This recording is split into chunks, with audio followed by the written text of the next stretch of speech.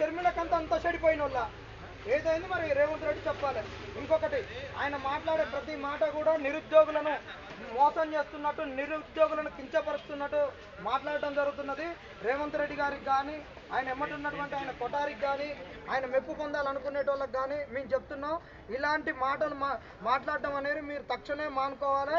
ఇక నుంచి ఇలాంటి మాటలు ఎవరి మెప్పు కొరకు అని మాట్లాడితే మాత్రం మీకందరికీ కూడా తెలంగాణ ఉద్యమంలో ఆంధ్రోళ్లకు ఎట్టనైతే తెలంగాణ అడ్డుకుంటుంటే వాళ్ళకు దేశశుద్ధి చేయడం జరిగిందో, వాళ్ళని అందరినీ నిర్బంధించడం జరిగిందో, అదేవిధంగా మీకు అందరికీ దేశశుద్ధి అన్నీ జరుగుతాయి.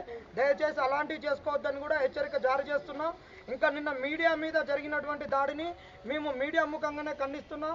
ఎందుకంటే మెయిన్ స్ట్రీమ్ మీడియా అనేటటువంటిది మా దగ్గరికి రాకుండా మమ్మల్ని పట్టించుకోకుండా ఉంటే ఈరోజు సోషల్ మీడియానే మాకు పెద్దన్న పాత్ర పోషించి కనీసం మేము తిరిగేటప్పుడు మా కాడ డబ్బులు లేకున్నా, ఛాయ్ లేకున్నా కానీ వాళ్లకు